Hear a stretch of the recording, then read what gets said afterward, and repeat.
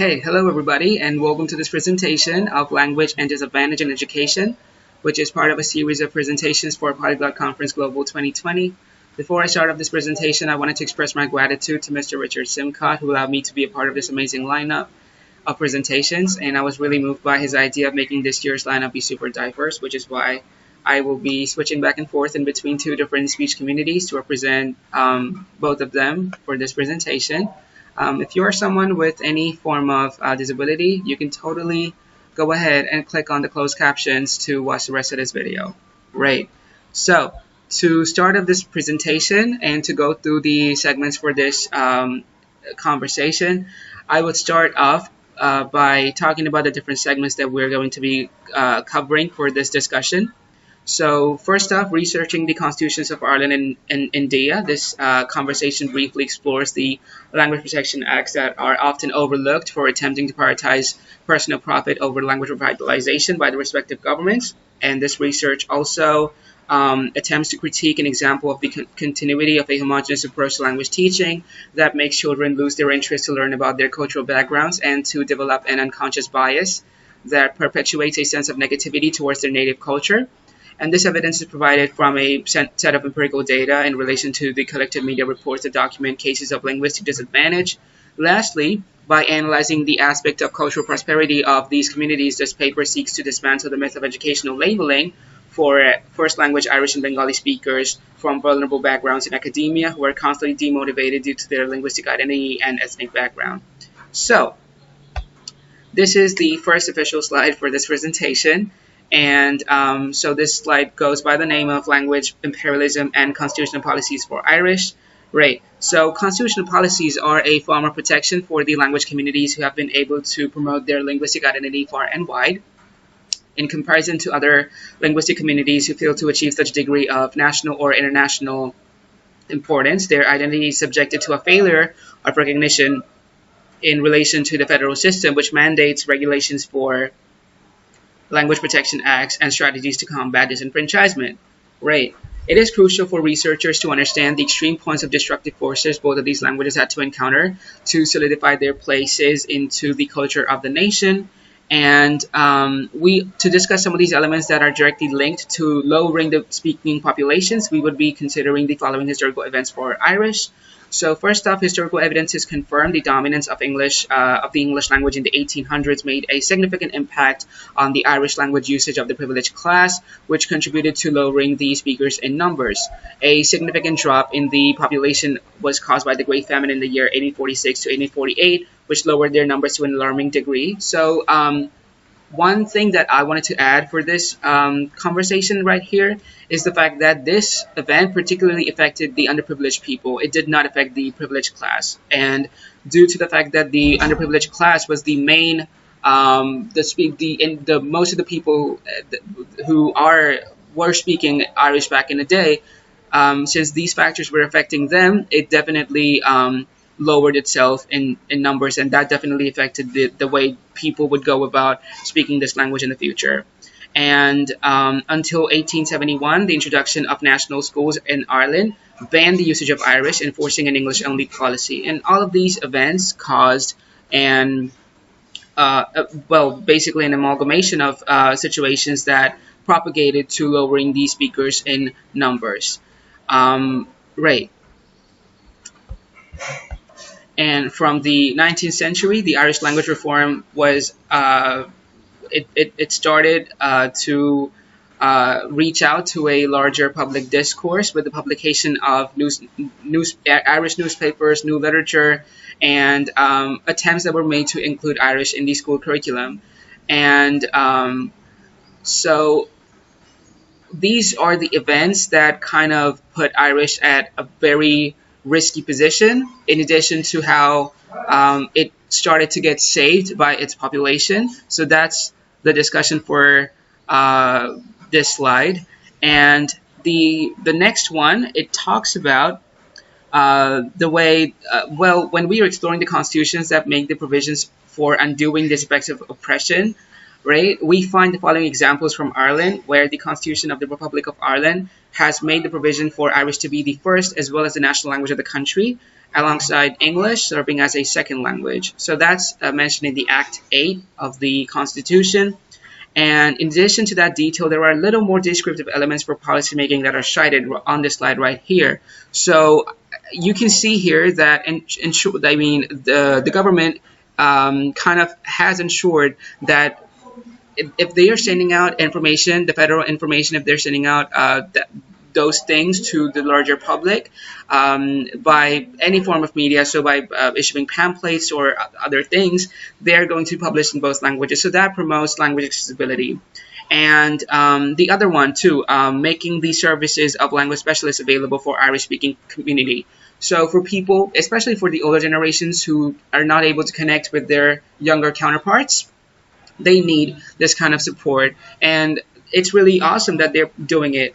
And lastly, one thing that really stood out when I was doing this research was the fact that this legislation does not force anyone to speak Irish. Most of the time when you have an endangered language such as Irish in a community, the federal support kind of mandates that you have to speak the language, you have to incorporate the language within your daily life. But it's not that way, and it kind of stood out for me. And I think it's awesome that they are trying to promote it and they're not trying to implement it on people, right? Okay, apart from that history, the region of West Bengal, which used to be a part of the country that is currently known as Bangladesh before partition, East Pakistan, right? It has a history of colonizers making contact with the Bengali-speaking population with the region. And out of these outsiders, the longest record of racial oppression is attributed to the British Empire. Not only they subjected to the population to an inhuman regime of disenfranchisement, they relegated the entire diaspora of the pan-Indian race to a subclass of human existence. The way the British Raj implemented an unconscious bias into the Bengali population could be summarized, but are not limited to, in the following ways. So while they came in and they were overthrowing the pre-existing esteemed royalty figures of India, they would make attempts to introduce English language education and start profiting off of the middle-class speaking population in eastern India by embedding a seed of cultural superiority by associating these people with their language. Secondly, this moment is also remarkable for Bengali Renaissance period, which start from 19th century and went until 20th century, roughly.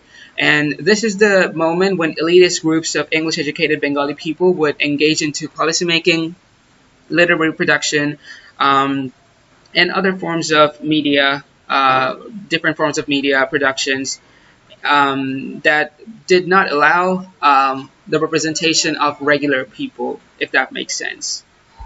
And to confirm an instance of forced language introduction by a government in the neighboring country of Bangladesh, they witnessed a movement shortly after Indian independence that is significant to this discussion about language superiority, which is the event when Bengali speakers started revolting against the Pakistani government, which declared the imposition of Urdu to be the sole national language in 1948.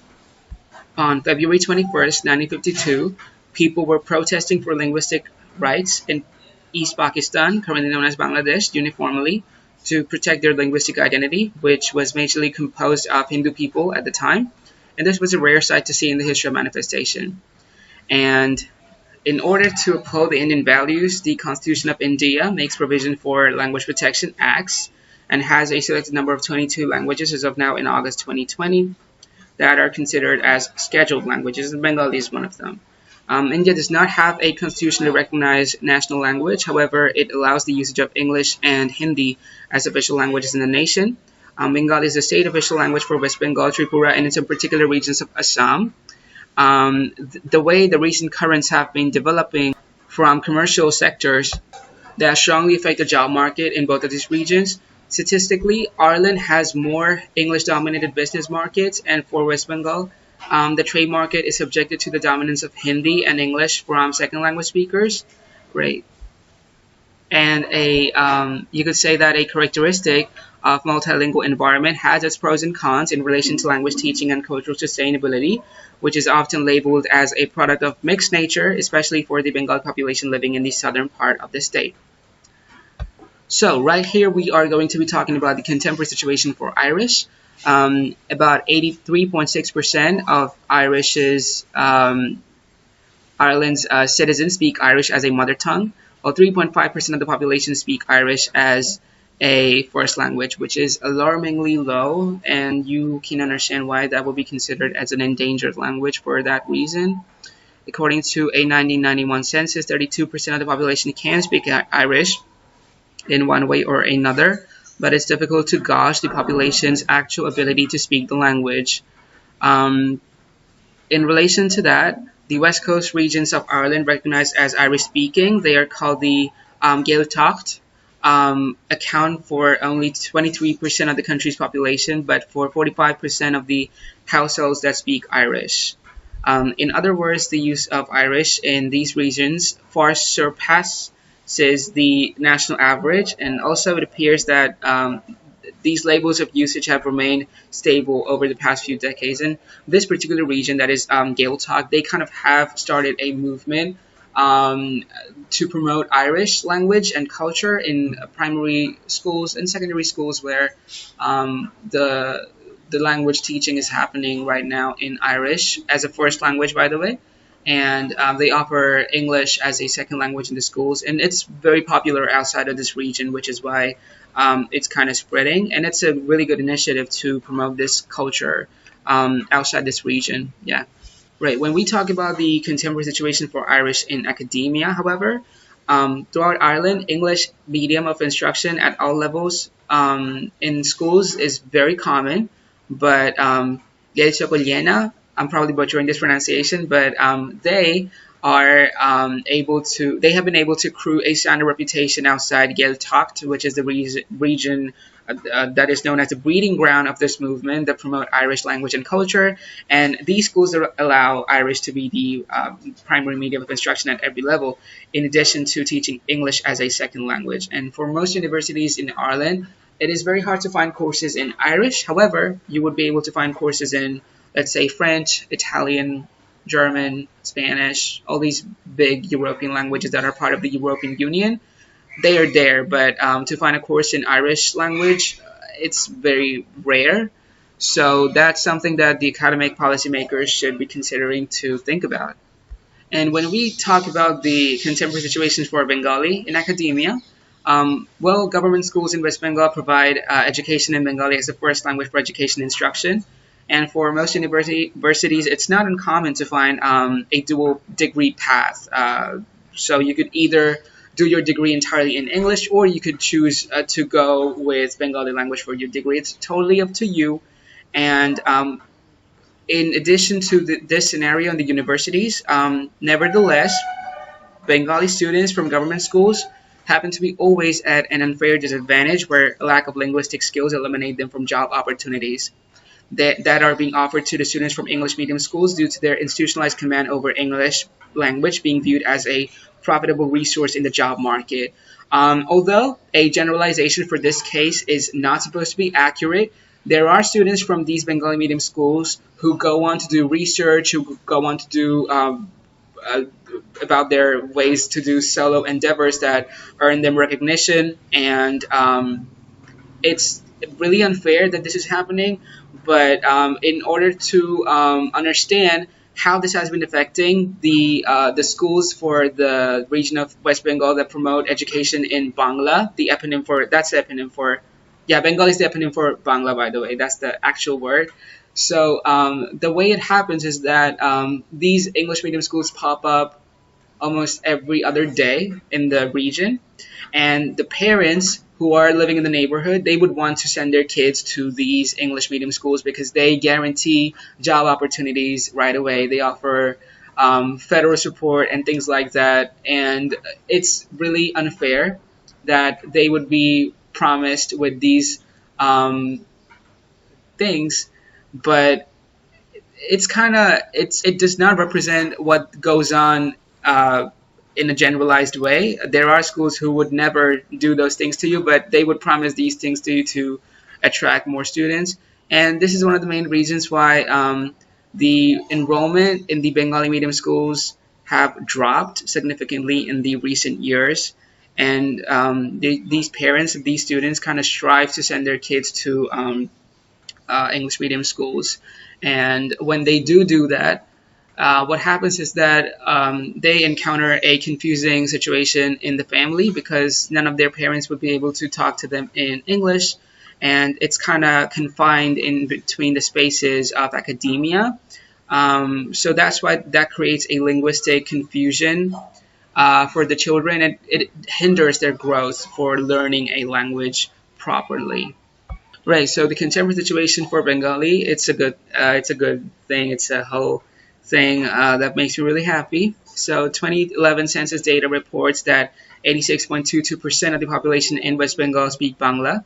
Collective speakers of Bengali residing in different states count to the population of 97,237,669 first language speakers, which puts Bengali at the spot for second most spoken language in the nation, which 8.3 of the entire speaking population. This is a really good number, by the way. But in addition to that, I just also wanted to mention there is this disenfranchisement thing going on. Obviously, there are coexisting cultural communities.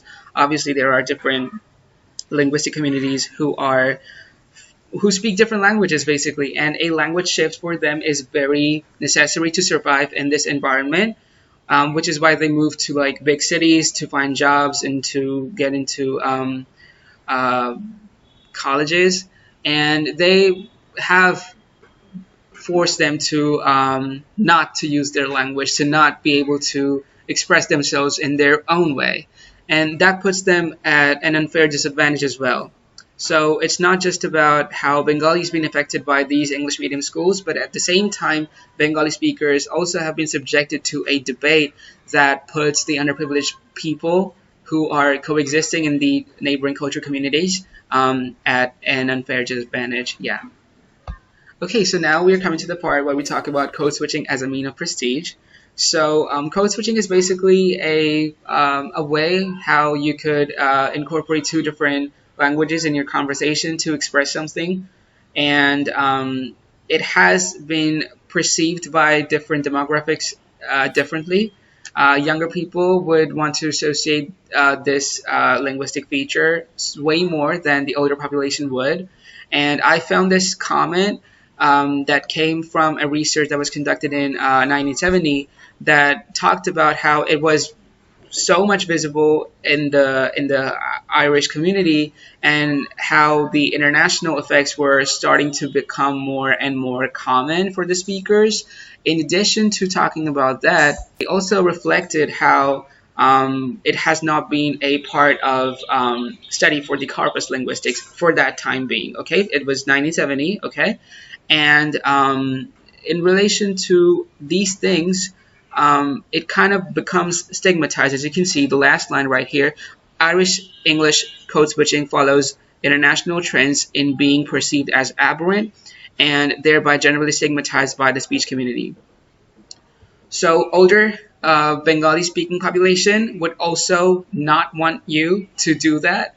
And it's very common, however, to use code switching for the younger people in regular speech. So, for example, we constantly use expressions such as like, seriously, just in our speech, although regular counterparts for these Bengali words do not exist in our vocabulary, but for older people it does. And there are so many words that are available in Bangla that we would never use in Bangla. We would also incorporate Hindi as well. So it's a really confusing situation that is going on, but it's beautiful to look at because you can see how these cultures came together to make their way through, and it's just everywhere now. And there's nothing you can do about it. It's the dynamic quality of language. There's nothing you can do about it. You can complain, you can feel upset, but it's just the way it is. It's just the way the currents of social media, commercial sectors, and other places regulate language. It's not about you and I, it's about us. So that's what it reflects. That's what language reflects. In addition to that topic, the fact that I mentioned the word prestige right here, I found this media report from 2017, and this mall denied entry to a Bengali man who was wearing a traditional outfit. He was wearing a dhoti, which is a traditional outfit, for Indian people, for Bengali people as well. And basically, what happened was that he went into the supermarket and they did not let him in. But then he started talking to the employees in English, and then they had to let them in. Um, well, let him in because, and it's very sad because, like, why? Like, you're living in the state of West Bengal, where Bengali is an official language. So you would assume that okay, so everything is gonna be just fine, right? Everything, you, as long as you're speaking in Bengali, you're gonna be just fine, right?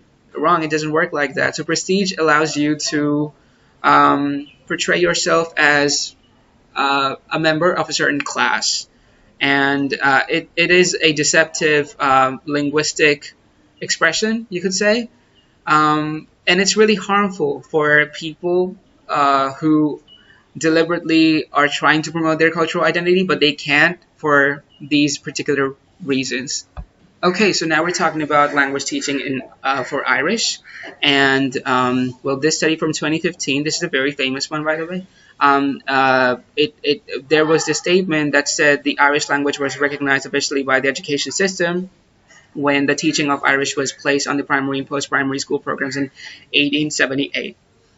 There was this change in the education system in 1904 when permission was granted for the implementation of bilingual programs in Irish speaking areas. Right. So this was kind of the start for recognizing bilingual mode of teaching for Ireland.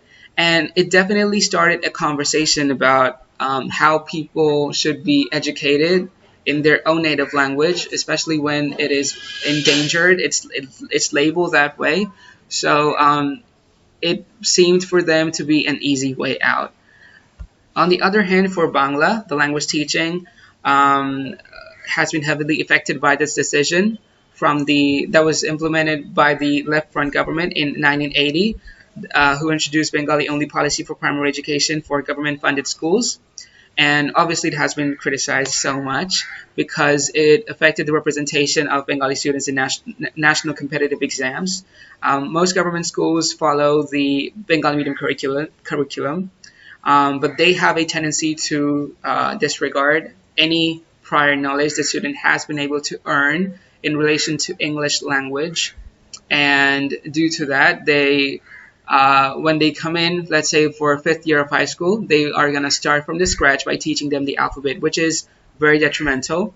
And in relation to the way the English language is being taught or is taught in Bengali medium schools, it has been reported that dry translation drills, overly compensating, fill in the blanks, these things does not, I mean you can understand, like it never motivates them to learn the language on their own, so they kind of lose their interest. And the Bengali medium schools are notorious for making these language learning situations very dry and traditional.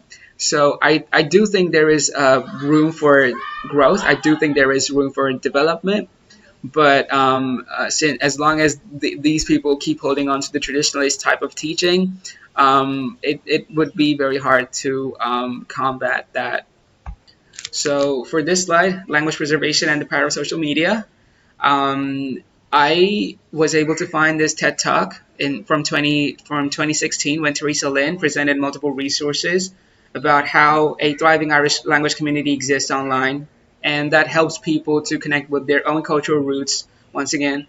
And it's very clear that this option helps combating the language endangerment by allowing people to connect with their own cultural roots and by sharing their ideas and perspectives with other people. And it makes you feel included. And on the other hand, for the Bengali community in West Bengal, we have always lacked a significant amount of representation from these social media influencers until recently. And since the way they started documenting their own life and making comedy sketches about stereotypical Bengali attitudes, we have been able to represent us globally on a global platform, and that's pretty awesome. So to conclude this conversation, I just wanted to say that bilingualism has been deemed as a survival guide for language shift and endangered languages. which allows you to survive in an environment where outside forces are constantly threatening your cultural identity and your language. And cultural exchange programs such as free online summer schools, webinars, seminars, etc. They promote cultural exchange and language exchange for students and for working professionals alike. So this could be a way to promote the language by the government or by any institutions who are looking forward to doing that. And if you want to use social media as a cultural documentation tool, especially for field linguistics, though, I think it's particularly important that I mention this in here because um, it's really interesting how 7 or 8 years in the past, you were not able to do that. And especially when you are putting it out for the world to see, this kind of helps you create a dialogue, right? And I think this is helping people to understand that whatever you put on the internet, it's virtually indestructible. And it really helps to preserve cultures. It really helps to document those cultures, and hopefully, someone will be interested enough to learn about them. And that's the way we could go on about helping these people understand that it's important. And lastly, actively participating into policymaking. So if you feel like you're not being represented by the federal system or by your government, you should definitely consider getting into policymaking because unless you do, nobody will. And language accessibility promotes crime detection, federal support, and other forms of federal uh, allowances that people get to have. But if your community is not being represented on the Constitution or in regular life in general, you are missing out on so many things, and that should not happen. It is very dehumanizing. But actively participating into policymaking is one of the only ways you can go about to change your life and the people who live around you. Okay, lastly, so this is the references that I have used for my compilation. And I just wanted to say that I'm really grateful for this opportunity that Mr. Richard allowed me to be a part of this amazing lineup. I can't wait to see the other presenters and their talks for this year's conference. If you guys have any question for this whole conversation, you can totally send me an email at kuntalchattopadhyay25@gmail.com. That is KUNTALCHATTOPADHYAY25 at gmail.com.